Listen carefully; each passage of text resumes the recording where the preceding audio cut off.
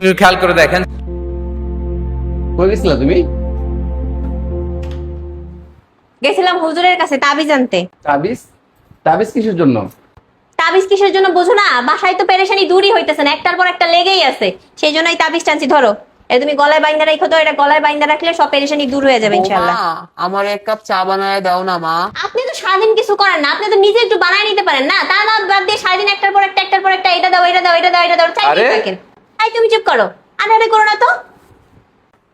এই, আমি না আমার স্বর্ণের আংটিটা ড্রেসিং টেবিলের উপর খুলে রাখছিলাম, এখন না খুঁজে পাইতেছি না। তুমি কি দেখছো? না তো, আমি তো দেখি নাই। তুমি হারাই ফেলছো? হারাইবো আবার কেমনে, বুঝলাম না তো। তুমি কি দেখছো? এই যে কতদিন ধরে তাবিজটা আইনা দিছি তোমারে, হ্যাঁ 1 মাসের উপরে হইলো, এখনো পর্যন্ত কোনো পেরেশানি তো দূর হইলো না, উল্টা একটার পর একটা লেগেই আছে। তাবিজ কি কাজ করতেছে না? শোনো, আমি তোমার জন্য একটা তাবিজ আনছি, কিন্তু এই তাবিজটা কিন্তু স্বয়ংসম্পূর্ণ না। এটাকে সম্পূর্ণ তোমাকেই করতে হবে। আমি কিভাবে এটা সম্পূর্ণ করব? তুমি এই তাবিজটা ব্যবহার করবা এবং সবসময়ের জন্য মানুষের সাথে ভালো ব্যবহার করবা। যখনই ভালো ব্যবহার করবা তখন এই তাবিজে একটা ফু দিবা। বৌমা, আচ্ছা। আমার এক কাপ চা বানায় দাও না মা। হ্যাঁ মা, দিচ্ছি। আমি আপনাকে সুন্দর করে 1 কাপ চা বানিয়ে দিচ্ছি।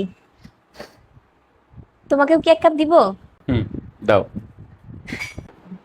এই, তুমি কি দেখছো যে তোমার এই তাবিজটা দেওয়ার পর থেকে ঘরের মধ্যে সমস্ত পেরেশানি তো দূর হয়ে গেছে, আর এখন শুধু শান্তি আর শান্তি, আল্লাহর রহমত আইছে। হ্যাঁ, মাশাআল্লাহ।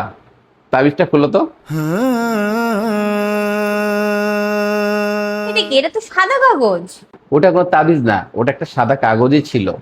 শোনো, ঘরের বউ যদি সবসময় রুক্ষ মেজাজে কথা বলে, খিটখিট করে ব্যবহার করে, সেই সংসারে কখনোই আল্লাহর রহমত বর্ষিত হইতে পারে না এবং সবসময়ের জন্য অশান্তি থাকে। আর ঘরের বউ যদি সবসময়ের জন্য ভালো ব্যবহার করে, সবার সাথে মিষ্টি করে কথা বলে, সেই সংসারে অটোমেটিকলি আল্লাহর রহমত বর্ষিত হয় এবং সেই সংসারে শান্তি আর শান্তিই থাকে। এইটার জন্য কোনো তাবিজ লাগে না, শুধু ঘরের বউ মিষ্টি ব্যবহার করলেই যথেষ্ট।